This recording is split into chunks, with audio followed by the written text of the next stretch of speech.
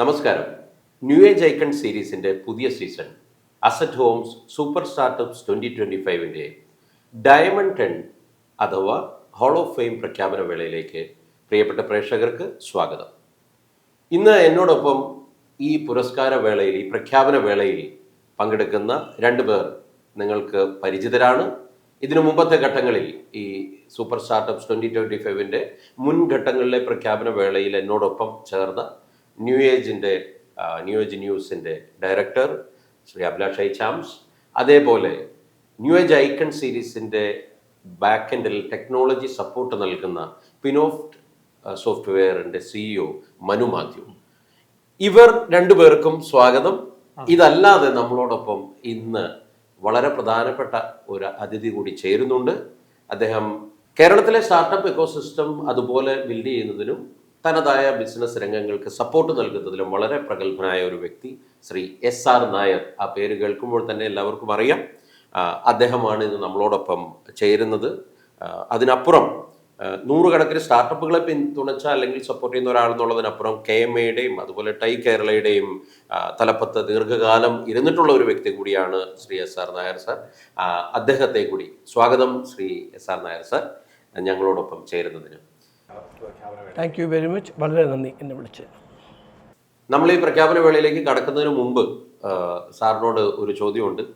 ഞങ്ങൾ ഈ പുതിയ സീസൺ പലപ്പോഴും ഞങ്ങളുടെ ന്യൂ ഏജ് ഐക്കൺ സീരീസുകളെല്ലാം സൂക്ഷ്മമായി വീക്ഷിക്കുന്ന ഒരാളാണ് എന്ന് ഞങ്ങൾക്കറിയാം. ഈ ഒരു സൂപ്പർ സ്റ്റാർട്ടപ്പ് 2025 എന്ന ഈ ഒരു സീരീസിനെ തുടക്കം മുതൽ സൂക്ഷിച്ച് വീക്ഷിക്കുന്ന ഒരാളെന്ന നിലയിൽ താങ്കളോട് ചോദിക്കാനുള്ളത്, ഈ ഒരു മൊത്തം സീരീസിനെ താങ്കൾ എങ്ങനെയാണ് കാണുന്നത്? അതുപോലെ ഈ നിരവധി പേരിൽ നിന്ന് നാമനിർദ്ദേശം ലഭിച്ച് ഞങ്ങൾ സ്റ്റാർ 100 പട്ടിക മുതൽ ഇന്ന് ഈ ഡയമണ്ട് 10 പ്രഖ്യാപന വേളയിലേക്ക് വരുന്നത് വരെയുള്ള കാര്യങ്ങളെ താങ്കൾ എങ്ങനെയാണ് നോക്കിക്കാണുന്നത്? അതുപോലെ ആ ലിസ്റ്റിൽ വന്നിരിക്കുന്ന മൊത്തത്തിൽ ഒരുപാട് പേർ വന്നിട്ടുണ്ട്. അതിൽ ആ ലിസ്റ്റിൽ വന്നിട്ടുള്ള 100-ൽ നിന്ന് 50-ലേക്ക്, 50-ൽ നിന്ന് 25-ലേക്ക്, അവിടെ നിന്ന് ഇപ്പോൾ 10-ലേക്ക് എത്തി നിൽക്കുമ്പോൾ ഈ ഒരു ലിസ്റ്റിനെ താങ്കൾ എങ്ങനെയാണ് നോക്കിക്കാണുന്നത്? പ്രധാനമായും ഞാൻ കാണുന്നത് എല്ലാ ഡൊമെയിൻ എല്ലാ മേഖലകളിലും ഉള്ള സ്റ്റാർട്ടപ്പുകൾ ഇതിനകത്ത് വന്നിട്ടുണ്ട്. That is a good thing. അപ്പോൾ ഒരു ബാലൻസ്ഡ് ആയിട്ടുള്ള ഒരു നോമിനേഷൻ സിസ്റ്റമാണ് നിങ്ങൾക്ക് കിട്ടിയിരിക്കുന്നത്. That is very good. Sports ഉണ്ട്, അഗ്രികൾച്ചറൽ സ്റ്റാർട്ടപ്പുകൾ, അഗ്രികൾച്ചറൽ എക്യുപ്മെൻറ്റ്സ് ഡിവൈസസ് സ്റ്റാർട്ടപ്പുകളുണ്ട്, മെഡിക്കൽ ഡിവൈസ് സ്റ്റാർട്ടപ്പുകളുണ്ട്, ക്ലൗഡ് സിസ്റ്റം ഉണ്ട്. എന്തിനാണ് ഈവൻ ടൂറിസം മേഖലയിലേക്ക് ഒരു സ്റ്റാർട്ടപ്പ് വർക്ക് ചെയ്യുന്ന അതും ഈ ലിസ്റ്റിൽ വന്നിട്ടുണ്ട്. അപ്പോൾ ഈ 100 പേരുടെ ലിസ്റ്റ് ഒരു നല്ല റെപ്രസെൻറ്റേറ്റീവ് ലിസ്റ്റ് തന്നെയാണ്. അതിൽ കുറേ പേരും അറിയപ്പെടുന്നവരാണ്, കുറേ പേര് മുമ്പോട്ട് വന്നുകൊണ്ടിരിക്കുന്നവരാണ്. അപ്പോൾ നിങ്ങൾക്ക് കിട്ടിയിരിക്കുന്ന നോമിനേഷൻ വളരെ ബാലൻസ്ഡ് ആയിട്ടുള്ള, എന്നാൽ എല്ലാ മേഖലകളെയും പ്രതിനിധാനം ചെയ്യുന്ന ഒരു സ്റ്റാർട്ടപ്പ് ഈക്കോസിസ്റ്റത്തിൻ്റെ പേരുകൾ തന്നെയാണ് നിങ്ങൾക്ക് കിട്ടിയിരിക്കുന്നത്. അതിൽ നിങ്ങൾക്ക് സന്തോഷിക്കാം. വളരെ ഒരു കൃത്യമായ വ്യക്തമായ ഒരു മറുപടിയാണ് ശ്രീ SR നായർ തന്നിരിക്കുന്നത്. സാർ, താങ്കളോട് ഒരു ചോദ്യം കൂടി ഉണ്ട്.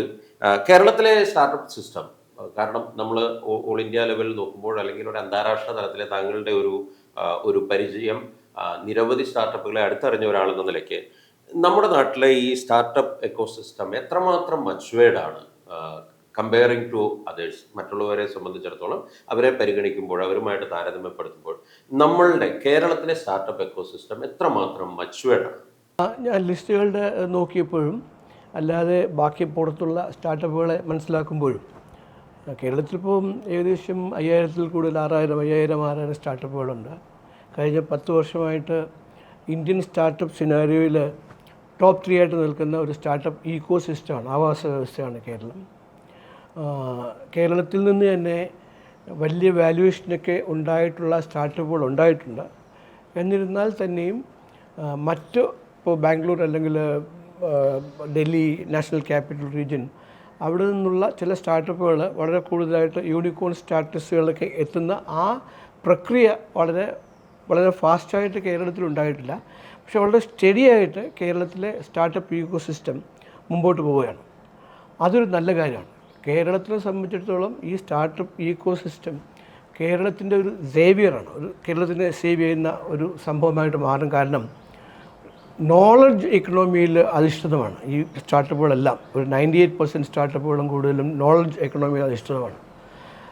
മലയാളിയുടെ ജോലി അല്ലെങ്കിൽ അവൻ്റെ ജോലി ചിന്തകൾക്ക് അനുകൂലമായ ഒരു ഇൻ്റലക്ച്വൽ അല്ലെങ്കിൽ സെറിബ്രൽ എന്നൊക്കെ പറയുന്ന ജോലി സാധ്യതകളിൽ മലയാളി കൂടുതൽ ചിന്തിക്കുമ്പോൾ അതിനനുകൂലമായൊരു ഒരു ഒരു എക്കണോമിയാണ് നോളജ് ഇക്കോണമി. അപ്പോൾ ആ നോളജ് ഇക്കോണമിയിൽ വളരെ കൂടുതലായിട്ട് പാർട്ടിസിപ്പേറ്റ് ചെയ്യുകയും കേരളത്തിലെ ആൾക്കാരുടെ ജോലികൾ എങ്ങനെ ഇരിക്കണമെന്ന് അവരുടെ ചിന്തയ്ക്കനുസരിച്ച് രീതിയിലുള്ള ജോലികൾ ഉണ്ടാക്കാൻ കൊടുക്കുകയും ചെയ്യുമ്പോഴത്തേക്ക് അതൊരു വിൻ വിൻ സിറ്റുവേഷനാണ്. അപ്പോൾ കേരളത്തിലെ സ്റ്റാർട്ടപ്പ് സിസ്റ്റം ഒരു മഹനീയമായ രീതിയിൽ ഈ കാര്യങ്ങൾ മുമ്പോട്ട് കേരളത്തിൻ്റെ ഇക്കോണമി മുമ്പോട്ട് കൊണ്ടുപോകുന്നതിൽ കാര്യമായ ഒരു സ്ഥാനം വഹിക്കും എന്ന് നമുക്ക് തീർച്ചയായിട്ടും പറയാം. ഓക്കെ, അപ്പോൾ സാർ പറഞ്ഞതിൽ നിന്ന് കേരളത്തിലെ നിലവിലുള്ള സ്റ്റാർട്ടപ്പുകൾ ഇപ്പോൾ നമ്മളുടെ ഈ സൂപ്പർ സ്റ്റാർട്ടപ്പ് 2025 ലിസ്റ്റ് ചെയ്യപ്പെട്ടവർക്കും ഇനി മുന്നോട്ട് സ്റ്റാർട്ടപ്പുകൾ ആരംഭിക്കുന്നവർക്കും വളരെ പ്രചോദനമാകാവുന്ന ചില കാര്യങ്ങളാണ്, അല്ലെങ്കിൽ അവർക്ക് മുന്നോട്ടുള്ള വഴിയിൽ വളരെ കൃത്യത നൽകുന്ന ചില വാക്കുകളാണ് സാർ പറഞ്ഞത്. വളരെ നന്ദി.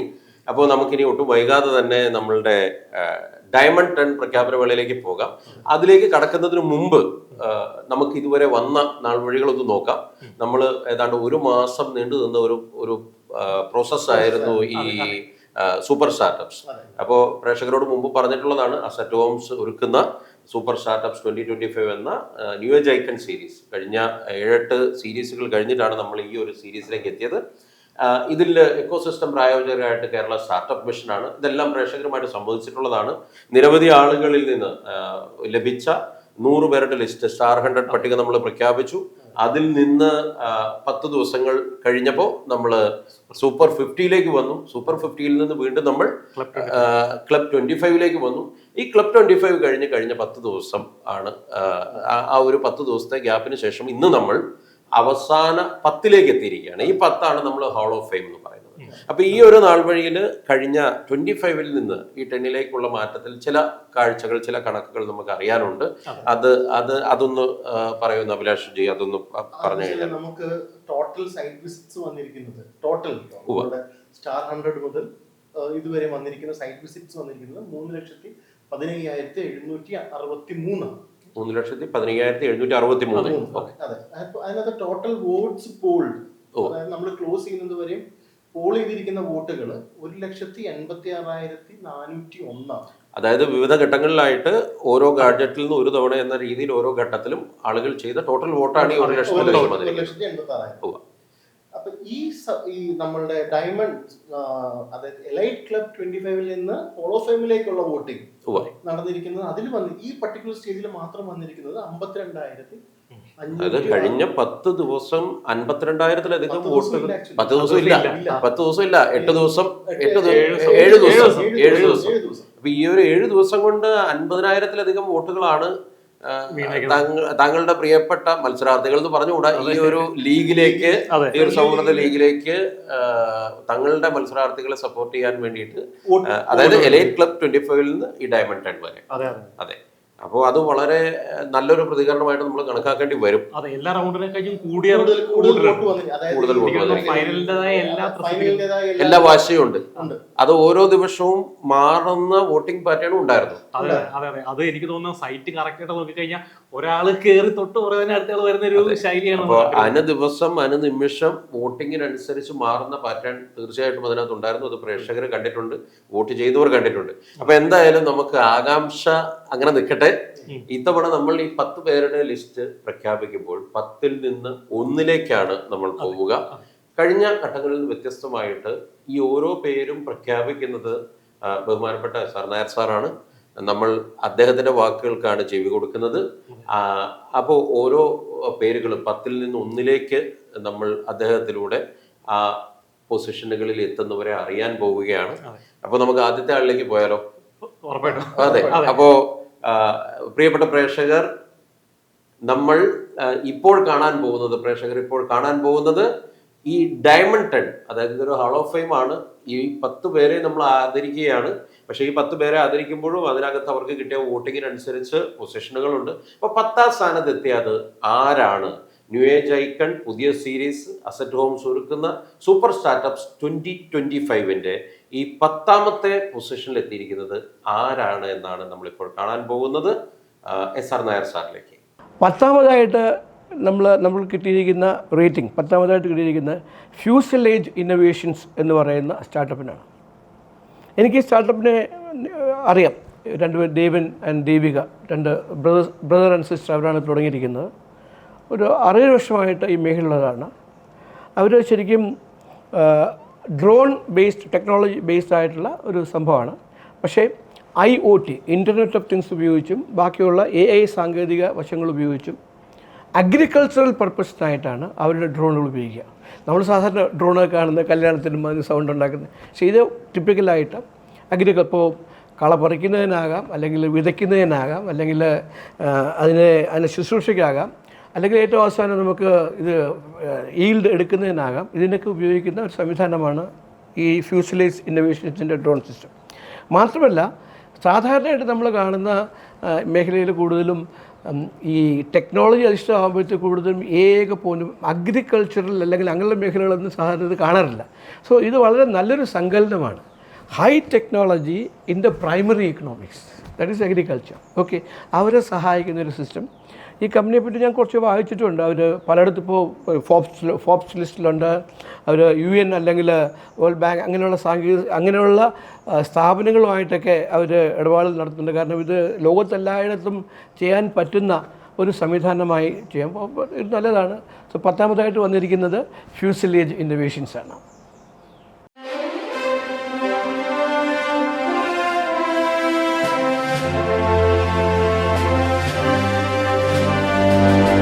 Fuselage innovation, agriculture technology. അപ്പോൾ അങ്ങനെ ആദ്യത്തെ പ്രഖ്യാപനം നടന്നിരിക്കുകയാണ്. പ്രേക്ഷകർ വളരെ ആകാംക്ഷയോടെ ഇരുന്ന ആദ്യത്തെ പ്രഖ്യാപനം സാർ നടത്തിയിരിക്കുകയാണ്. 10ാം സ്ഥാനത്ത്, 1 മുതൽ 10ാം സ്ഥാനത്ത്, ആദ്യ 10ൽ എത്തിയിരിക്കുന്നതിൽ അവസാന 10ാം സ്ഥാനക്കാരൻ ഫ്യൂസലേജ് ഇന്നൊവേഷൻ ആണ്. ഫ്യൂസലേജ് ശരിക്കും പറഞ്ഞാൽ അഗ്രിടെക് സെഗ്മെന്റ് ആണ്. അതെ, അഗ്രിടെക് ആണ്. ഇനി അവരുടെ നമ്പറിംഗ് എന്ന് പറയുമ്പോൾ എങ്ങനെയാണ്? അതായത് ഒരു ഗ്രാജുവൽ ഗ്രോത്ത് ആണ്. ഗ്രാജുവൽ ഗ്രോത്ത് ആണ്. 50ൽ 25ാം സ്ഥാനത്ത്, ക്ലബ് 25ൽ 14ാം സ്ഥാനത്ത്, ഡയമണ്ട് 10ല് 4 സ്ഥാനങ്ങൾ കൂട്ടിയിട്ടുണ്ട്. 14ൽ നിന്ന് 10ലേക്ക് എത്തിയിട്ടുണ്ട്. 14ൽ നിന്ന് 10ലേക്ക് എത്തി. അപ്പൊ ഹോൾ ഓഫ് ഫെയിമിലെ പുറകെ നിന്നുള്ള ആദ്യത്തെ. അതെ. അപ്പൊ എന്തായാലും പുറകിൽ നിന്ന് പിന്നിൽ നിന്ന് കുതിച്ച് മുന്നിലേക്ക് വന്നതാണ്. ആ ഒരു ബെഞ്ച് മാർക്കിൽ എത്തുക എന്ന് പറഞ്ഞാൽ വളരെ പ്രധാനപ്പെട്ടതാണ്. തീർച്ചയായിട്ടും അത് വളരെ അഭിനന്ദനാർഹമാണ്. ഫ്യൂസലേജ് ഇന്നോവേഷൻസിന് ന്യൂ ഏജ് ഐക്കണിന്റെ വക പ്രത്യേക അഭിനന്ദനങ്ങൾ ഈ പറയുന്ന ഡയമണ്ട് 10ൽ എത്തിയതിന്. അപ്പോൾ നമുക്ക് ഒട്ടും വൈകാതെ അടുത്ത സ്ഥാനത്ത് 9ാം സ്ഥാനത്ത് ഈ ഡയമണ്ട് 10 അല്ലെങ്കിൽ ഹോൾ ഓഫ് ഫെയിമിൽ 9ാം സ്ഥാനത്ത് എത്തിയിരിക്കുന്ന മത്സരാർത്ഥി ആരാണ് എന്ന് നോക്കാം. നമ്മളിപ്പോൾ 9ാം സ്ഥാനത്ത് വരുന്നതിന് മുമ്പായിട്ട് ഇപ്പോൾ കേരളം ഇപ്പോൾ ചില പ്രത്യേക കാൽക്കുലേഷനുകളിൽ അല്ലെങ്കിൽ പ്രത്യേക കാഴ്ചപ്പാടിൽ കേരളം ഒരു മെഡ്ടെക് സംസ്ഥാനമായിട്ട് മാറിക്കൊണ്ടിരിക്കുക. എഡ്ടെക് എന്ന് പറയുക, അല്ലെങ്കിൽ പറയുന്നത് മെഡ്ടെക്, മെഡിക്കൽ ടെക്നോളജി. വളരെ അറിയപ്പെടുന്ന സ്ഥാപനങ്ങൾ, അഗാപ്പി പോലുള്ള സ്ഥാപനങ്ങളുണ്ട്. അപ്പോൾ ആ മേഖലയിൽ ഡിവൈസസ്, മെഡിക്കൽ ഡിവൈസസ്, ആ ഡിവൈസിൽ ഇലക്ട്രോണിക്സ് കൂടാതെ ആർട്ടിഫിഷ്യൽ ഇൻ്റലിജൻസും സെൻസറിങ് ഡിവൈസ്, IoT മുതലായ സെൻസറിങ് ഡിവൈസൊക്കെ ചേർത്തിട്ട് ഒത്തിരി പുതിയ സ്റ്റാർട്ടപ്പുകൾ മെഡിക്കൽ ടെക്നോളജി വിഭാഗത്തിൽ വന്നിട്ടുണ്ട്. അങ്ങനെയുള്ള ഒരു മെഡ്ടെക് സംവിധാനത്തിലൊരു കമ്പനിയാണ് 9ായിട്ടുള്ളത്. അതിൻ്റെ പേരാണ് ബൈലിൻ മെഡ്ടെക് എന്നാണ്. അവരാണ് 9ാം സ്ഥാനത്തുള്ളത്. അപ്പോൾ ആദ്യത്തെ അഗ്രികൾച്ചർ ടെക്നോളജി, ഇതിപ്പോൾ വരുമ്പോഴത്തേക്ക് മെഡിക്കൽ ടെക്നോളജി, വളരെ ബാലൻസ്ഡ് ആയിട്ട് തന്നെയാണ് ഈ ലിസ്റ്റ് അവസാനമായിട്ട് നമുക്ക് കിട്ടിയിരിക്കുന്നത്.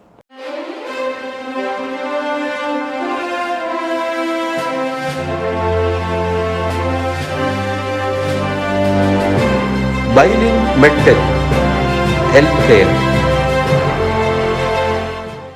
അങ്ങനെ അടുത്ത പ്രഖ്യാപനം നടന്നിരിക്കുകയാണ്. 9ാം സ്ഥാനത്ത് വന്നിരിക്കുന്നത് ബൈലിൻ മെഡ്ടെക് ആണ്. മെഡ്ടെക് ശരിക്കും പറഞ്ഞാൽ ഹെൽത്ത് കെയർ സെഗ്മെന്റിൽ നിന്ന് തന്നെയാണ്. ഹെൽത്ത് കെയർ സെഗ്മെന്റ് ആണ്. നമുക്ക് ഇപ്രാവശ്യം ഏറ്റവും കൂടുതൽ ഉണ്ടായിരുന്നത് തുടക്കത്തിൽ വന്നിരുന്നത് ഹെൽത്ത് കെയർ ആണ് തീർച്ചയായിട്ടും. അപ്പൊ എങ്ങനെയാണ് ഇതിന്റെ ഇവരുടെ ഒരു റാങ്കിന്റെ പൊസിഷനിങ് എങ്ങനെയാണ്? റാങ്കിംഗ് എന്ന് പറഞ്ഞാൽ ശരിക്കും ഇവർക്ക് ഒരു പോയിന്റ് ഡിപ്പാണ് വന്നത്. ആക്ച്വലി എലൈറ്റ് ക്ലബിൽ ഇവര് 8ാം സ്ഥാനത്തായിരുന്നു. ക്ലബ് 25 എലൈറ്റ് ക്ലബ് 25 10ാം സ്ഥാനത്തായിരുന്നു. 8ാം 8ാം സ്ഥാനത്തിൽ നിന്ന് ഒരു 9ാം സ്ഥാനത്തായിരുന്നു. അപ്പോഴും കടുത്ത വോട്ടിങ്ങിൽ പിടിച്ചു നിന്ന് 10ൽ നിന്നു എന്നുള്ളതാണ് ഏറ്റവും പ്രധാനപ്പെട്ടത്. അതെ, പക്ഷെ അവർക്ക് മൊത്തത്തിലുണ്ടാകുന്ന നോക്കുകയാണെന്നുണ്ടെങ്കിൽ അത് സൂപ്പർ 50 6ാം സ്ഥാനത്തായിരുന്നു. സൂപ്പർ 50 പോയി. അപ്പൊ ഒരു ചാഞ്ചാട്ടമുണ്ട്. എനിക്ക് തോന്നുന്നത് അത് ചാഞ്ചാട്ടം വോട്ടും അത്രയും ശക്തമാണ് എന്ന് തെളിയിക്കുന്നത്. ഒരുപക്ഷെ ബൈലിൻ മെട്ടക്കിന്റെ വോട്ടേഴ്സ് അവരൊന്ന് ചിന്തിച്ച് ഞങ്ങളുടെ ആള് മുകളിലെത്തി, അപ്പൊ ഒരു സ്ലോ ആയി, അപ്പൊ അടുത്ത ഘട്ടത്തിൽ നോക്കുമ്പോൾ പിന്നിലേക്കാകുന്നു, വീണ്ടും വോട്ട് ചെയ്യുന്നു, അങ്ങനെയൊക്കെ ആയിരിക്കും ചിലപ്പോ. അപ്പൊ വോട്ടിങ്ങിന്റെ പാറ്റേൺ അത്തരത്തിലാണ്. അപ്പൊ എന്തായാലും ഡയമണ്ട് 10 ഹോൾ ഓഫ് ഫെയിമിൽ കടന്ന 9ാം സ്ഥാനത്തെത്തിയ ബൈലിൻ മെട്ടക്കിന് പ്രത്യേക അഭിനന്ദനങ്ങൾ. നമുക്ക് അടുത്ത, അപ്പൊ ഹെൽത്ത് കെയറിൽ നിന്ന് ഒരാളായി, നമ്മൾ അടുത്ത പ്രഖ്യാപനത്തിലേക്ക് പോകാം. 8ാം സ്ഥാനത്ത് ആരാണ്? 8ാം സ്ഥാനത്തേക്ക് പ്ലേ സ്പോർട്സ്. പണ്ട് മലയാളി വളരെ കൂടുതലായിട്ട് സ്റ്റേറ്റിൽ അത്ലറ്റിക്സിലും സ്പോർട്സിലുമൊക്കെ വളരെ അഗ്രഗണ്യരായിരുന്നു. ഇപ്പോഴും അത്ലറ്റിക്സിലുണ്ട്, പക്ഷേ പഴയ രീതിയിലുള്ള ആ ഇതൊന്നും ഇല്ല എന്നുണ്ടെങ്കിലും ക്രിക്കറ്റ് എന്നൊരു കളി ബാക്കി കളികളെയൊക്കെ ശരിക്കും സംഹരിച്ചിരിക്കും. എന്നാലും വടക്കൻ കേരളത്തിലൊക്കെ പോയി കഴിഞ്ഞാൽ ഫുട്ബോൾ അല്ലെങ്കിൽ ബാക്കിയുള്ള സ്ഥലങ്ങളിൽ badminton, particularly shuttle badminton, tennis മുതലായ മേഖലകളിൽ വളരെ കൂടുതലായിട്ട് കുട്ടികളും അല്ലെങ്കിൽ ഈ സ്പോർട്സ് മേഖലയിൽ മുമ്പോട്ട് പോകുന്നുണ്ട്. അപ്പോൾ അങ്ങനെയുള്ള ഒരു സംസ്ഥാനത്തിന് വേണ്ടി വയ്ക്കുന്ന ഒരു പ്ലാറ്റ്ഫോമാണ് ഈ 8ാമതായിട്ട് നമ്മൾ പറയുന്നത്. അപ്പോൾ സ്പോർട്സ് ടെക്നോളജി അധിഷ്ഠിതമായിട്ടുള്ള പ്ലേ സ്പോർട്സ് ആണ് നമ്മുടെ 8ാമത്തെ company, startup company.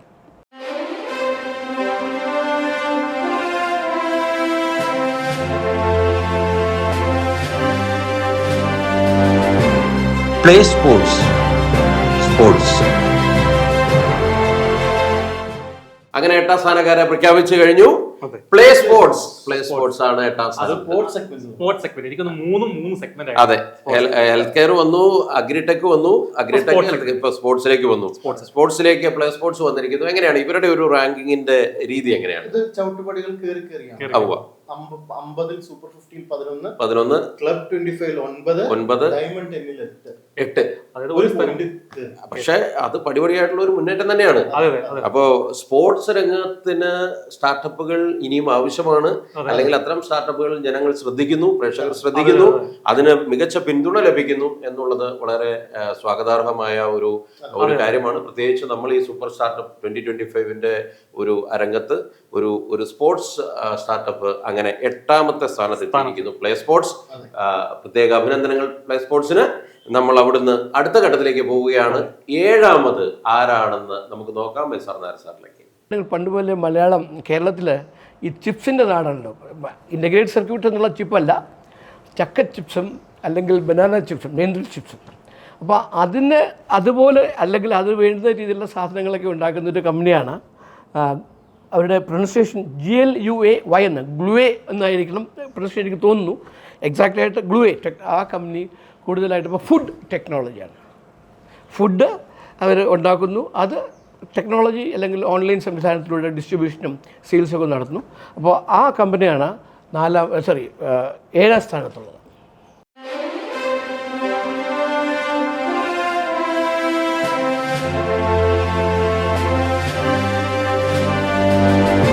ഗ്ലൂവേ food processing.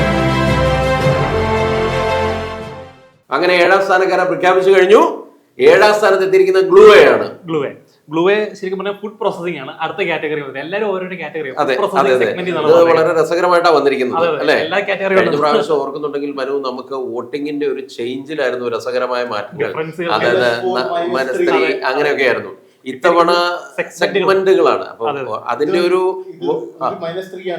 ഇത് -3 ആണ്. വീണ്ടും നമ്മൾ -3 കണക്കിലേക്കാണ് വരുന്നത്. ഓക്കെ, എങ്ങനെയാണത്? അതായത് ഗ്ലൂവേ സൂപ്പർ 50 4th ആയിരുന്നു. ക്ലബ് 25 അവര് 4th പൊസിഷൻ മെയിൻറ്റെയിൻ ചെയ്തു. ഡയമണ്ട് 10 എത്തിയപ്പോഴത്തേക്കും അവര് 7th പൊസിഷനിലേക്ക് ഒന്ന് പിന്നോട്ട്. അതായത് അവർ അതിജീവിച്ചത്, കടുത്ത മത്സരത്തെ അതിജീവിച്ചാണ് അവർ ഈ 7th പൊസിഷനിൽ വന്നിരിക്കുന്നത്. പക്ഷെ ഗ്ലൂവേ ഒരു ഫുഡ് പ്രോസസ്സിംഗ് സ്റ്റാർട്ടപ്പ് ആയ ഗ്ലൂവേ 7ാം സ്ഥാനത്ത് നിന്നു. അതായത് കഴിഞ്ഞ 2 ഘട്ടങ്ങളിലും 4ാം സ്ഥാനത്ത് നിന്നവർ 3 സ്ഥാനം പിന്നോട്ട് പോയെങ്കിലും ആദ്യ 10ലുണ്ട്. 7ാം സ്ഥാനത്ത് നിന്നു. കടുത്ത മത്സരത്തിനിടയിലും അങ്ങനെ പിടിച്ചു നിന്നു. വളരെ ശ്രദ്ധേയമായ ഒരു വോട്ടിംഗ് പാറ്റേൺ അവർ നിലനിർത്തിയിട്ടുണ്ട്. ഗ്ലൂവേക്ക് പ്രത്യേക അഭിനന്ദനങ്ങൾ.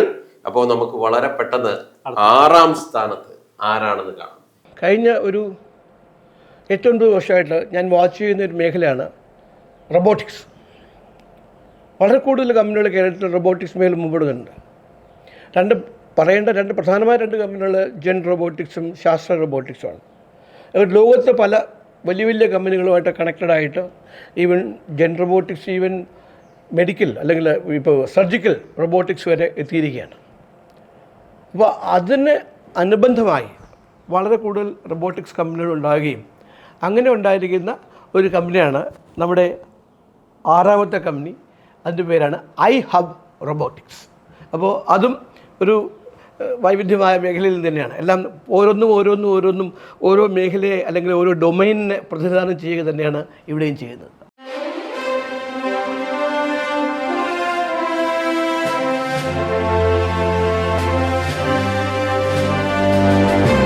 iHub robotics. അങ്ങനെ 6 സ്ഥാനക്കാരെ പ്രഖ്യാപിച്ചു കഴിഞ്ഞിരിക്കുകയാണ്.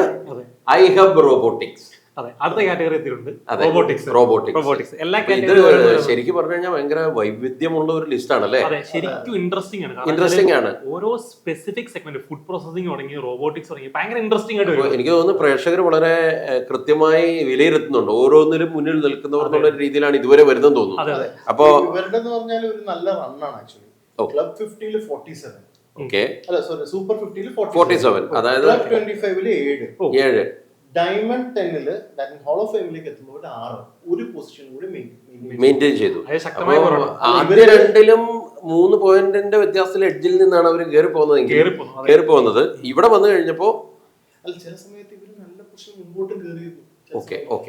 ക്ലബ് 25-ല് 7 വരെ വരിക എന്ന് പറഞ്ഞു കഴിഞ്ഞാൽ അത്ര മോശമല്ല. അവിടെ 3 ദിവസം സൈറ്റിന്റെ ഒരു ചാഞ്ചാട്ടം ഭയങ്കര ഇൻട്രസ്റ്റിംഗ് ആയിരുന്നു. ഇവര് തന്നെ പലപ്പോഴും മേളിലേക്ക് കയറി വന്നിട്ടുണ്ട്. അപ്പൊ എന്തായാലും നല്ലൊരു മുന്നേറ്റമാണ്. കാരണം കടുത്ത മത്സരത്തിനിടയിൽ 6ാം സ്ഥാനത്ത് എത്തുക എന്ന് പറഞ്ഞു കഴിഞ്ഞാൽ അത്ര മോശമല്ല. അപ്പൊ iHub റോബോട്ടിക്സിന് എല്ലാവിധ അഭിനന്ദനങ്ങളും. നമുക്ക് വളരെ പെട്ടെന്ന് 5ാം സ്ഥാനത്ത് ആരാണെന്ന് കാണാൻ പോകേണ്ട സമയമായി. SR നായർ സാറിലേക്ക്. അതും ഫുഡ് അത് അനുബന്ധമായിട്ടാണ്. ഞാൻ മനസ്സിലാക്കിയത് ഈ കമ്പനി മുമ്പ് അങ്കമാലിയിൽ തുടങ്ങി പാലക്കാട്, കോയമ്പത്തൂർ മേഖലകളിൽ ചെന്ന് അടിഞ്ഞ ഒരു കമ്പനിയാണെന്നാണ് ഞാൻ മനസ്സിലാക്കുന്നത്. അതായത് തവിടിൽ നിന്നും അല്ലെങ്കിൽ ഉമിയിൽ നിന്നുമൊക്കെ പ്ലേറ്റ്സ് ഉണ്ടാക്കുന്നത്. അപ്പോൾ തൂഷ്യൻ എന്നാണ് കമ്പനിയുടെ പേര്. തൂഷ്യൻ എന്ന് പറയുമ്പോൾ നമ്മൾ തൂഷ്യനില എന്ന നമ്മുടെ മലയാളിക്ക് മനസ്സിലാക്കുന്ന ഒരു വാക്കാണ് തൂഷ്യനില. അപ്പോൾ അതാണ് ആ തൂഷ്യൻ. അപ്പോൾ ഇലയിൽ കൊടുക്കുന്നതിൻ്റെ പകരം അവരുണ്ടാക്കുന്ന ആ തൂഷ്യനിലാണ് നമുക്ക് ആഹാരം വിളമ്പാൻ പറ്റുക. മാത്രമല്ല ഇത് എഡിബിളാണ്, ഇത് എഡിബിളും കൂടിയാണ്. അപ്പോൾ നമുക്കിത് ഇത് പെട്ടെന്നായിട്ട് എർത്തുമായിട്ട് ലയിച്ചു തരുന്ന കാര്യമാണ്, അല്ലെങ്കിൽ നമുക്ക് കഴിക്കുകയും ചെയ്യാം. അങ്ങനെ ലെവലിലാണ്. അപ്പോൾ ഒരു നല്ലൊരു വെറൈറ്റി ഉള്ള ഒരു പ്രോഡക്റ്റ് തന്നെയാണ് തൂഷ്യൻ എന്ന് പറയുന്ന അവരുടെ ഈ എഡിബിളായിട്ടുള്ള അല്ലെങ്കിൽ തൂഷ്യനിലേക്ക് പകരമായിട്ട് കൊടുക്കുന്ന പ്ലേറ്റ്സിൻ്റെ ആ സംവിധാനം എനിക്ക് വളരെ ഇഷ്ടപ്പെട്ട ഒരു മേഖല തന്നെയാണ്.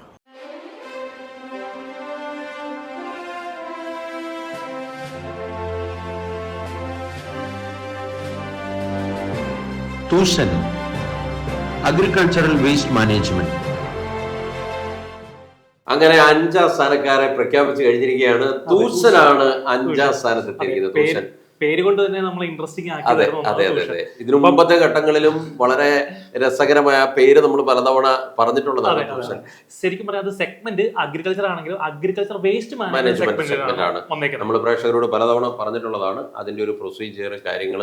അപ്പൊ ശരിക്കും ആ മലയാളത്തിൽ നിറഞ്ഞ ഒരു പേരിൽ തന്നെ മുന്നോട്ട് പോകുന്ന തൂഷൻ, അവരുടെ ഒരു റാങ്കിങ് എങ്ങനെയാണ്? അവരുടെ റാങ്കിങ് എന്ന് പറഞ്ഞാല് അവര് സ്റ്റേബിൾ ആയിട്ട്, അതായത് എലൈറ്റ് ക്ലബ് 25-ല് 5ാം സ്ഥാനത്താണ്, ഡയമണ്ട് 10-ലും 5ാം സ്ഥാനത്താണ്.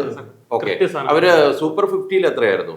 സൂപ്പർ 50-ൽ അവർ 48-ാം സ്ഥാനത്താണ്. സൂപ്പർ 50-ൽ ആ സമയത്ത് അവര് ഇത്ര തണുത്തായിരുന്നു ഇരുന്നെന്ന് തോന്നുന്നു. പക്ഷെ കഴിഞ്ഞ 2 ഘട്ടങ്ങളിലും അവർ കടുത്ത മത്സരം തന്നെയാണ് നടത്തിയിരിക്കുന്നത്. എന്തായാലും വ്യത്യാസമൊന്നുമില്ല. ഗ്ലൂവെ താഴെ പോകുമ്പോഴും 7ാം സ്ഥാനത്തേക്ക് മാറുമ്പോഴും 3ാം സ്ഥാനത്ത് നിന്ന് ഗ്ലൂവെ 7ാം സ്ഥാനത്തേക്ക് പോകുമ്പോൾ ഇവരവിടെ പൊസിഷൻ കീപ്പ് ചെയ്തിരിക്കുകയാണ്. അപ്പൊ യാതൊരു വ്യത്യാസവും ഇല്ലാതെ തൂഷൻ 5ാം സ്ഥാനം നിലനിർത്തിയിരിക്കുകയാണ്. അഭിനന്ദനങ്ങൾ തൂസൻ. നമുക്ക് വളരെ പെട്ടെന്ന് തന്നെ 4ാം സ്ഥാനം, മത്സരം കടുക്കുകയാണ്, അവസാന ഘട്ടങ്ങളിലേക്കാണ് പോകുന്നത്. അപ്പൊ 4ാം സ്ഥാനത്ത് ആരാണ് എന്ന് SR നായർ സാറിലേക്ക് നമുക്ക് പോകാം. കഴിഞ്ഞ 15 വർഷത്തിന് അകത്തായിട്ട് IT അല്ലെങ്കിൽ ഇൻഫർമേഷൻ ആൻഡ് കമ്പ്യൂട്ടേഷണൽ മേഖലയിൽ, കമ്മ്യൂണിക്കേഷൻ മേഖലയിൽ ഏറ്റവും കൂടുതൽ കേൾക്കുന്ന ഒരു വാക്കാണ് ക്ലൗഡ്. എല്ലാം ക്ലൗഡിലാണെന്ന് പറയും. ഗൂഗിൾ പറയും ക്ലൗഡിലാണ്, ആപ്പിൾ പറയും ക്ലൗഡിലാണ്. അതായത് നമ്മുടെ ഡേറ്റയും നമ്മുടെ പ്രോഗ്രാമും ഒക്കെ എല്ലാം ക്ലൗഡിലാണ്. നമ്മൾ വിളിച്ചു വരുത്തി നമ്മുടെ സ്ക്രീനിൽ കൊണ്ടുവന്ന് നമ്മൾ പണിയെടുക്കുകയാണ് ചെയ്യുന്നത്. പണ്ട് ഇത് വെബ് ഫാം എന്നൊക്കെ പറഞ്ഞിട്ട് ഫിസിക്കൽ ഇതായിരുന്നു. ഇപ്പോഴും ഫിസിക്കൽ തന്നെയാണ്. പക്ഷേ ഇപ്പോൾ എല്ലാ സ്റ്റോറേജും എല്ലാ ഡേറ്റയും എല്ലാ ഇൻഫർമേഷനും ക്ലൗഡ് തലത്തിലാണ് വർക്ക് ചെയ്യുന്നത്. എന്താണ് ഇതിൻ്റെ അഡ്വാൻറ്റേജ്? വളരെ ഫാസ്റ്റായിട്ടുള്ള മേഖല, വളരെ ഫാസ്റ്റായിട്ട് സഞ്ചരിക്കുന്നതായതുകൊണ്ട് ഇതിൻ്റെ ജനറേഷൻ റീജനറേഷനൊക്കെ വളരെ ഫാസ്റ്റാണ്. നമ്മൾ ഏത് ക്ലൗഡിലാണെങ്കിലും നമുക്ക് എത്രയും പെട്ടെന്നായിട്ട്, ഇപ്പോൾ നമ്മൾ ഗൂഗിളിൽ പോയിട്ട് ചോദിക്കുന്നു, ഉത്തരം ഇൻസ്റ്റൻ്റായിട്ട് കിട്ടുന്നു. ചിലപ്പോൾ ആ ഡേറ്റ ഇരിക്കുന്ന വല്ല കാലിഫോർണിയയിലോ അല്ലെങ്കിൽ സൈബീരിയയിലോ ഒക്കെ ആയിരിക്കും. എത്ര ഫാസ്റ്റായിട്ടാണ് നമുക്ക് ആ ഇൻഫർമേഷൻ കിട്ടുന്നത്. അത് ഒരു ക്ലൗഡ് ടെക്നോളജിയുടെ മഹത്വം തന്നെയാണ്. ആ ക്ലൗഡ് ടെക്നോളജി മേഖലയിൽ വ്യാപരിക്കുന്ന ഫ്ലെക്സി ക്ലൗഡാണ് നമ്മുടെ 4ാമത്തെ nominated party.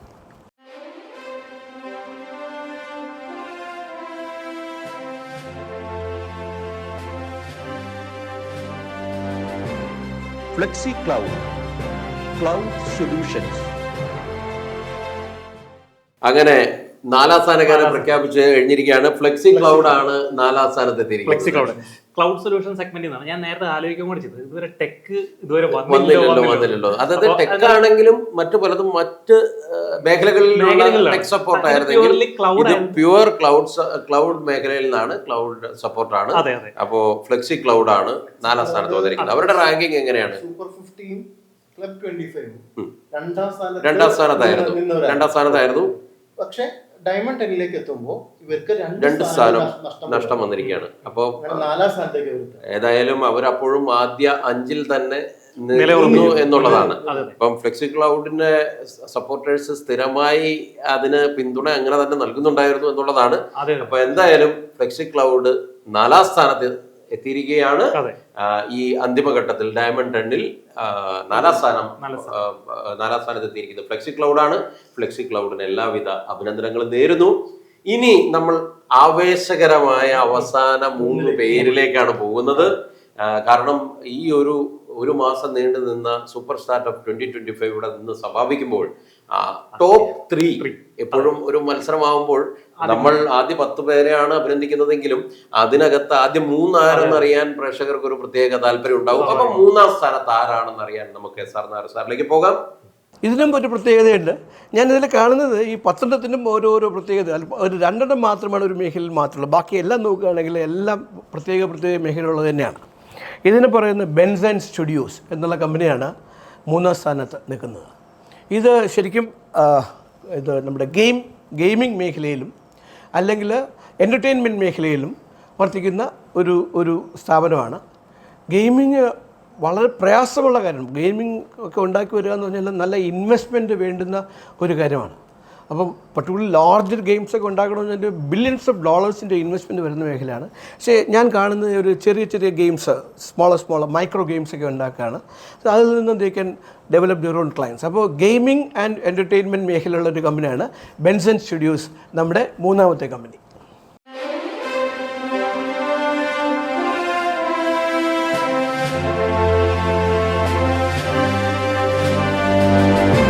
Benz and studios digital entertainment.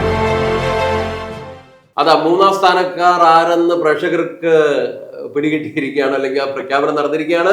Benz and studio ആണ് 3ാം സ്ഥാനത്ത്. ഈ ബെൻസ് ആൻഡ് സ്റ്റുഡിയോ ആദ്യം മുതലേ മത്സരരംഗത്ത് വളരെ സജീവമായിരുന്നു. ഇതിന്റെ ഒരു റാങ്കിങ് പാറ്റേൺ എങ്ങനെയാണ് അത് അറിയുന്നത് ചിലപ്പോൾ പ്രേക്ഷകർക്ക്? സൂപ്പർ 50 ഇവർ 1ാം സ്ഥാനത്തായിരുന്നു. അതെ, ക്ലബ് 25 ഇവർ 3ാം സ്ഥാനത്താണ്, ഇപ്പോഴും 3ാം സ്ഥാനത്താണ്.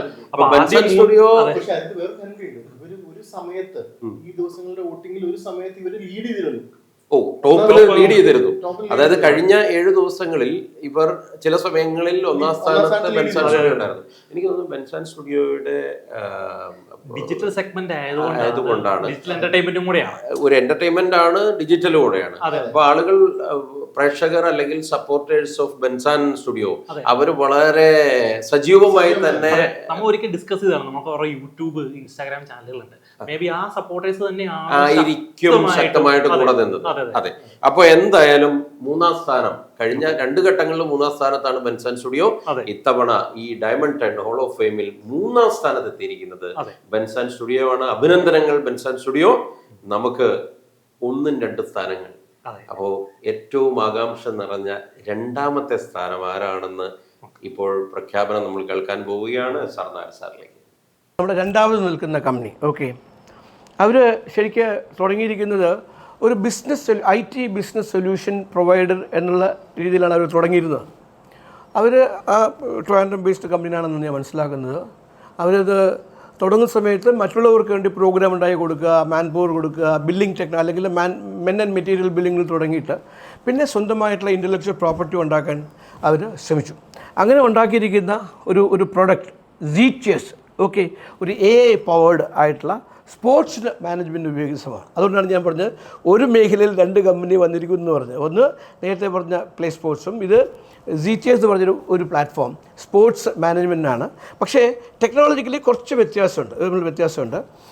ഈ കമ്പനിയിൽ കാണുന്ന ഒരു പ്രത്യേകത എന്ന് പറഞ്ഞത് വളരെ കൂടുതലായിട്ട് പ്രോഗ്രാമിംഗ് എക്സ്പെർട്ടൈസ് ഉണ്ടായി അതിൽ നിന്ന് ഒരു IP വളരെ നല്ല ഭംഗിയായ രീതിയിലുള്ള ഒരു സൊല്യൂഷൻ ഉണ്ടാക്കാൻ കഴിവുള്ള ഒരു കമ്പനി ആയിരിക്കണം ഈ സൊല്യൂഷൻ കൊണ്ടുവന്നിരിക്കുന്നത്. അപ്പോൾ നമ്മുടെ 2ാമത്തെ പാർട്ടി ഐക്കോർ പയനിയർ ബിസിനസ് സൊല്യൂഷൻസ് ആണ്.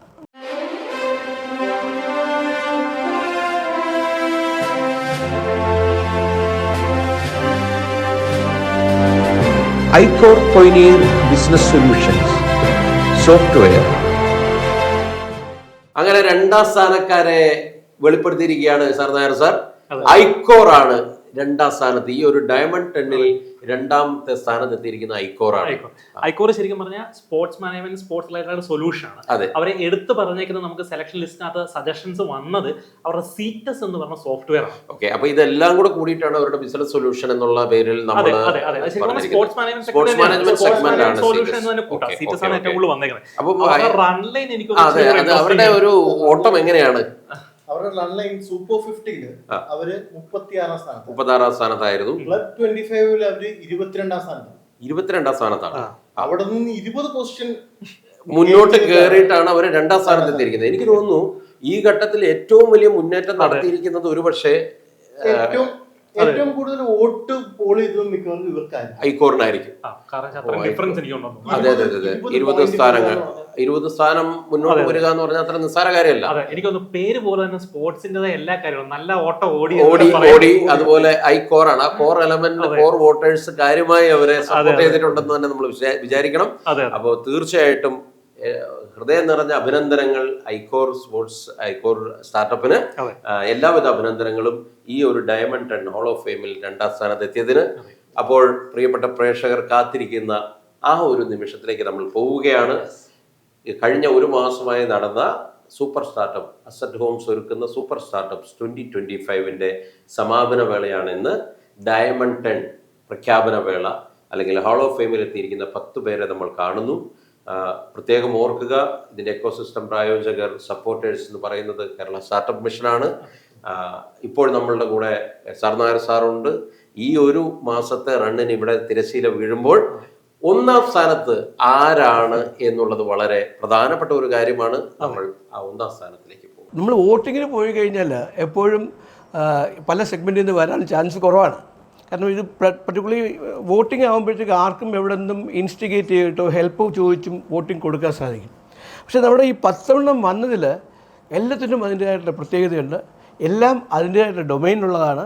മാത്രമല്ല അവർ തമ്മിൽ വലിയ ക്ലാഷുമില്ല. അപ്പോൾ അങ്ങനെ നോക്കുമ്പോഴത്തേക്ക് വളരെ ബാലൻസ്ഡ് ആയിട്ടുള്ള, എന്നാൽ എല്ലാ വൈവിധ്യങ്ങളും അടങ്ങിയിരിക്കും, ടെക്നോളജി വൈവിധ്യങ്ങളും അടങ്ങിയിരിക്കുന്ന എല്ലാ മേഖലയും, അഗ്രികൾച്ചർ ആകാം, സ്പോർട്സ് ആകാം, ക്ലൗഡ് ആകാം, അടങ്ങിയിരിക്കുന്ന ഒരു 10 പേരാണ് വന്നിരിക്കുന്നത്. അതിൽ നമ്പർ 1 എന്ന് പറയുന്നത് let's go for a camp എന്ന് പറയുന്ന ബാംഗ്ലൂർ ബേസ്ഡ് ആയിട്ടുള്ള കമ്പനിയാണ്. മനസ്സിലാക്കുന്നത് മലയാളികളുടെ കമ്പനിയാണെന്നാണ് ഞാൻ മനസ്സിലാക്കുന്നത്. ഇവർ ശരിക്കും ട്രാവൽ ആൻഡ് ടൂറിസം മേഖലയിലാണ്. അവർ ഓൺലൈനായിട്ടാണ് അവരുടെ എല്ലാ മാർക്കറ്റിങ്ങും കോൺടാക്ട്സും എല്ലാം നടക്കുന്നത്.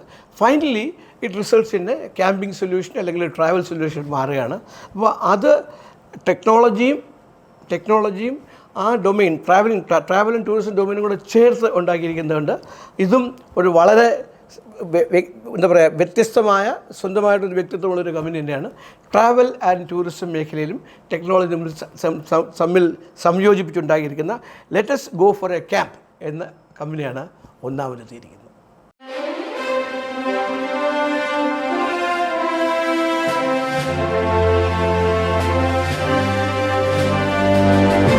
Let's go for a camp.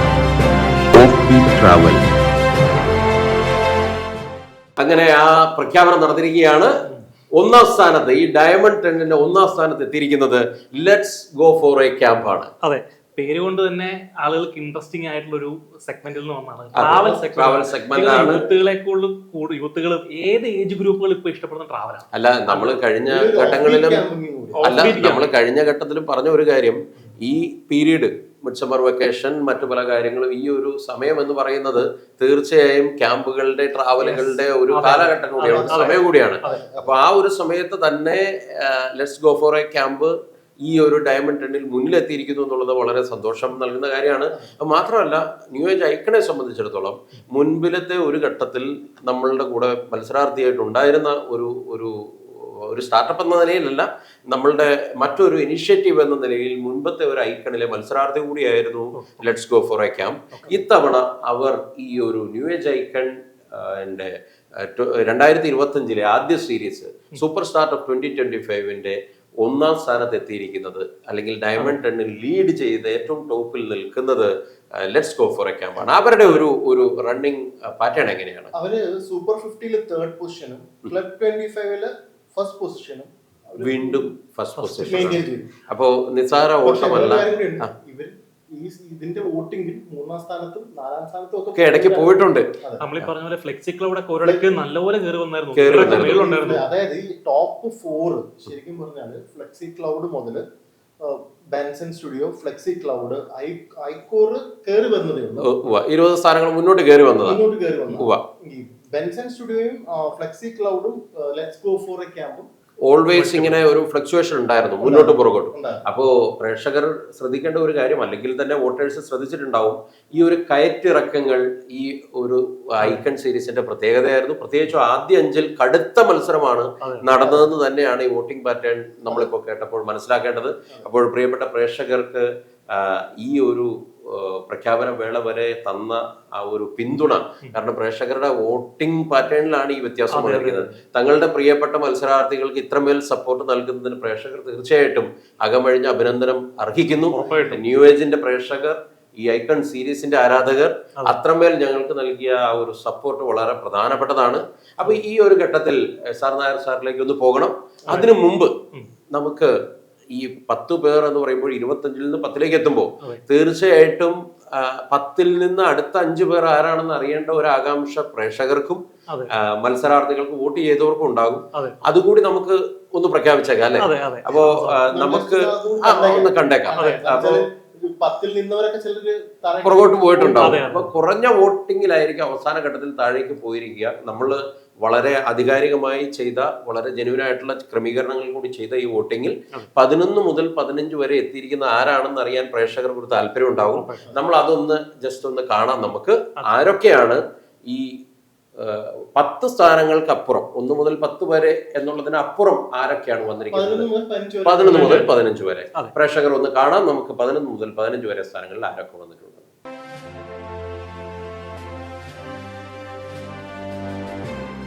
Nata Nutrico,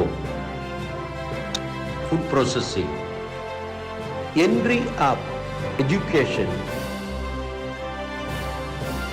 Akri Up, waste management, Strava Technologies, Space Tech, Xylem Learning, education. പ്രേക്ഷകർ കണ്ടു കഴിഞ്ഞു ആരാണ് 11 മുതൽ 15 വരെ. ഇപ്പൊ 15ാം സ്ഥാനത്ത് നട്ട ന്യൂട്രിക്കോ. നമുക്കറിയാം, അതിന്റെ വിശദാംശങ്ങൾ നമ്മൾ മുന്നിൽ പങ്കുവച്ചിട്ടുണ്ട്. അഭിനന്ദനങ്ങൾ. അതുപോലെ എൻട്രി ആപ്പ് വളരെ കടുത്ത മത്സരം പല ഘട്ടങ്ങളിലും മുന്നോട്ട് വെച്ചിട്ടുള്ള എൻട്രി ആപ്പാണ് 14ാം സ്ഥാനത്ത് വന്നിരിക്കുന്നത്. അവിടുന്ന് 13ാം സ്ഥാനത്ത് ആക്രി ആപ്പ്.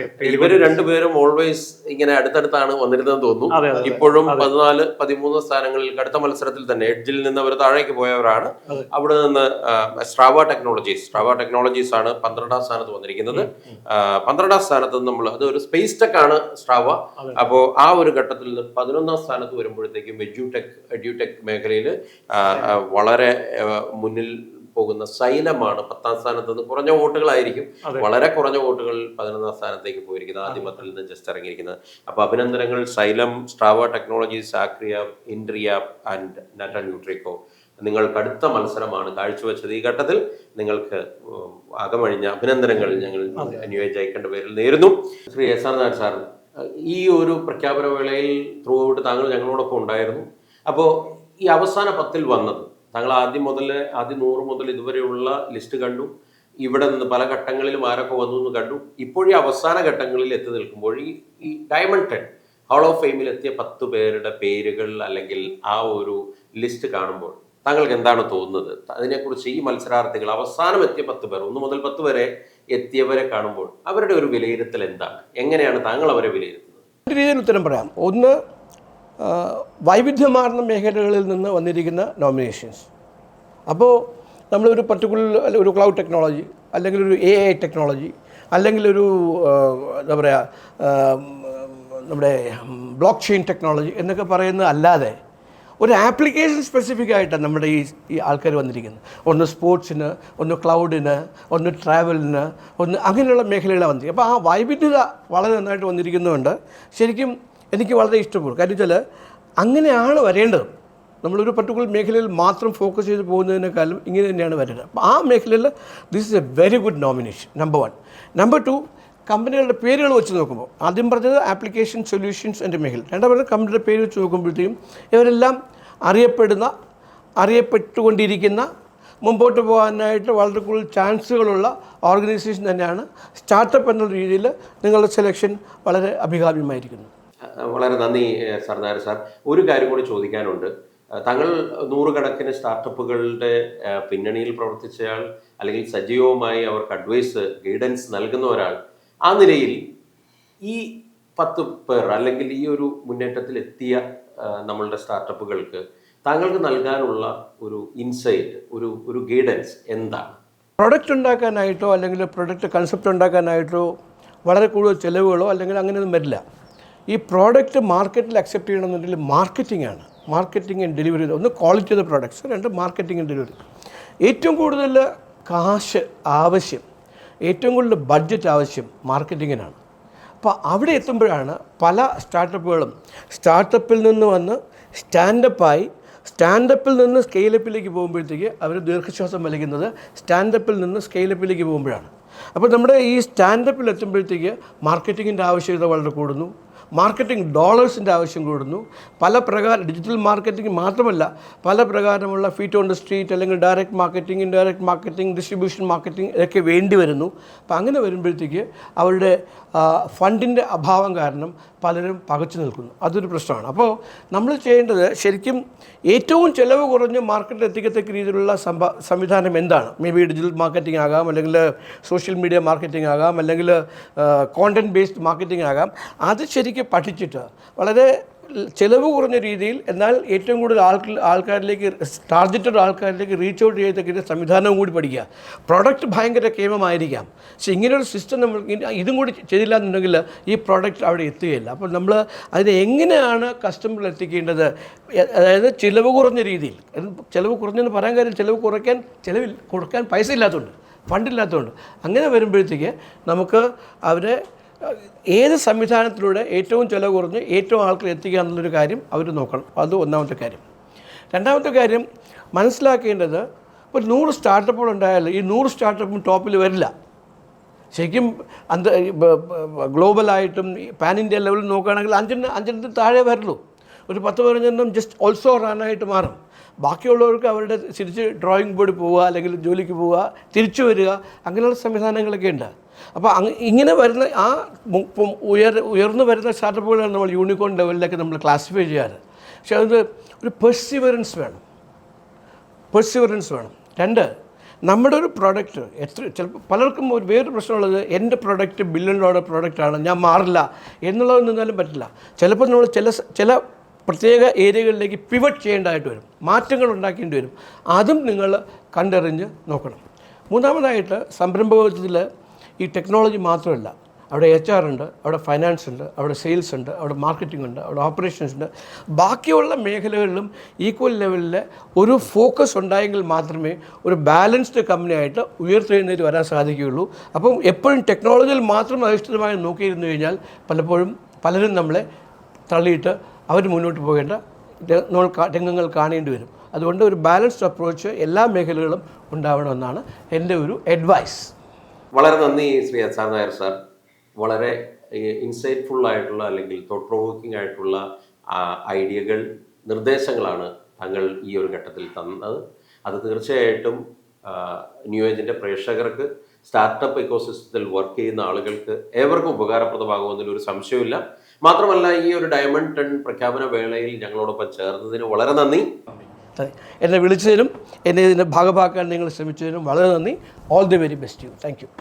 ഒപ്പം ന്യൂ ഏജിൻ്റെ സാരഥികൾ ശ്രീ അഭിലാഷ് ചാംസ്, ന്യൂ ഏജിൻ്റെ ഡയറക്ടർ, അതുപോലെ മനു മാത്യു, പിനോപ് സോഫ്റ്റ്വെയറിൻ്റെ CEO. അപ്പോൾ നിങ്ങൾ രണ്ടാൾക്കും പ്രത്യേകം നന്ദി ഈ ഐക്കൺ സീരീസിൽ. അതോടൊപ്പം പ്രിയപ്പെട്ട പ്രേക്ഷകരുടെ പങ്കാളിത്തമില്ലെങ്കിൽ ഞങ്ങൾക്ക് ഒരു ഐക്കൺ സീരീസും വിജയമാക്കാൻ പറ്റില്ല. കഴിഞ്ഞ സീരീസുകളിലെല്ലാം അത്രയും നല്ല സപ്പോർട്ടാണ് നൽകിയത്. തുടർന്നും ഞങ്ങൾക്ക് ആ സപ്പോർട്ട് നൽകണം. ഇത് മാത്രമല്ല, അതിനേക്കാൾ വളരെ പ്രധാനപ്പെട്ടത്, ഇത്തവണത്തെ ഈ ഐക്കൺ സീരീസ് തുടങ്ങുമ്പോൾ തന്നെ ഞങ്ങൾക്ക് പിന്തുണ അറിയിച്ചു വന്ന ഒരു ഗ്രൂപ്പാണ് അസറ്റ് ഹോംസ് ആണ് ഈ സൂപ്പർ സ്റ്റാർട്ടപ്സ് 2025 ചാലക ശക്തിയായി ഞങ്ങളുടെ ഒപ്പം നിന്നത്. അസറ്റ് ഹോംസിന് പ്രത്യേകം നന്ദി. അതോടൊപ്പം ഇക്കോസിസ്റ്റം പ്രായോജകരായി ഞങ്ങൾക്ക് എല്ലാവിധ പിന്തുണയും തന്ന കേരള സ്റ്റാർട്ടപ്പ് മിഷനെ പ്രത്യേകം സ്മരിക്കുന്നു. അവർക്ക് പ്രത്യേകം നന്ദി അർപ്പിക്കുന്നു. ഈ ഒരു സമാപന വേള ഇവിടെ കർട്ടൻ ഇടുന്നതിന് മുമ്പ് ഒരു കാര്യം കൂടി പ്രേക്ഷകരോട് പറയാനുണ്ട്. അത് വളരെ പ്രധാനപ്പെട്ട ഒരു പ്രഖ്യാപനമാണ്. നമ്മൾ ഇത്തവണത്തെ സീരീസ് തുടങ്ങിയപ്പോൾ തന്നെ പറഞ്ഞു, 2025 ന്യൂ ഏജ് ഐക്കൺ സീരീസിൻ്റെ ചരിത്രത്തിൽ വലിയ മാറ്റങ്ങൾ കൊണ്ടുവരികയാണ്. എല്ലാ വർഷവും ഒരു സീരീസ് എന്നുള്ളതിൽ അപ്പുറം നമ്മൾ ഒന്നിൽ കൂടുതൽ സീരീസുകൾ അവതരിപ്പിക്കാനാണ് ഇത്തവണ ഉദ്ദേശിക്കുന്നത്. അത് കുറെ കൂടി വലിയ ക്യാൻവാസിലേക്ക് പോവുകയാണ്. വലിയ പിക്ചർ, അതിന് വലിയൊരു ക്യാൻവാസിലേക്ക് ന്യൂ ഏജ് ഐക്കൺ വളരുകയാണ്. അപ്പോൾ അതിൻ്റെ ഭാഗമായി നമ്മൾ അടുത്ത ന്യൂ ഏജ് ഐക്കൺ സീരീസ് ഇപ്പോൾ തന്നെ അനൗൺസ് ചെയ്യുകയാണ്. ഒട്ടും വൈകാതെ തന്നെ വരികയാണ്. എനിക്ക് തോന്നുന്നു അത് അതിന്റെ പേരായിട്ടുണ്ടല്ലേ, പേര് നമുക്ക് അനൗൺസ് ചെയ്യാം. Icon D commune. ഓക്കെ, അപ്പോ അതെന്താണെന്നുള്ള സസ്പെൻസോടെ ഇരിക്കട്ടെ, ഒരു സസ്പെൻസോടെ ഇരിക്കട്ടെ. ഐക്കൺ ഡി കമ്മ്യൂൺ എന്ന് കേൾക്കുമ്പോൾ പ്രേക്ഷകർക്ക് പല മാനദണ്ഡങ്ങൾ അല്ലെങ്കിൽ ആരായിരിക്കും എന്തായിരിക്കും എന്ന ചില ഊഹങ്ങൾ ഉണ്ടാകും. ആ ഊഹങ്ങൾ സസ്പെൻസ് അതേപടി നിലനിർത്തിക്കൊണ്ട് ഞങ്ങൾ ഇവിടെ വൈൻഡപ്പ് ചെയ്യുകയാണ്. തീർച്ചയായും ഒട്ടും വൈകാതെ ഐക്കൺ ഡി കമ്മ്യൂൺ എന്ന പുതിയ സീരീസുമായി ഞങ്ങൾ മുന്നോട്ട് വരും. അതിന്റെ കൂടുതൽ വിവരങ്ങൾ, വിശദ വിവരങ്ങൾ വൈകാതെ തന്നെ പ്രേക്ഷകരിലേക്ക് എത്തും. ഇതുവരെ തന്ന പിന്തുണ അപ്പോഴും തുടരുക. ആകാംക്ഷയും സസ്പെൻസും അതുപോലെ തന്നെ നിർത്തിക്കൊണ്ട് ഞങ്ങൾ ഈ പ്രഖ്യാപന വേള ഇവിടെ വൈൻഡപ്പ് ചെയ്യുകയാണ്. ഒട്ടും വൈകാതെ തന്നെ ഐക്കൺ ഡി കമ്മ്യൂണിന്റെ വിവരങ്ങളുമായി ഞങ്ങൾ തിരിച്ചെത്താം. ഇതുവരെ തന്ന എല്ലാ പിന്തുണയും അവിടെയും ആവർത്തിക്കുക. നന്ദി. Good night.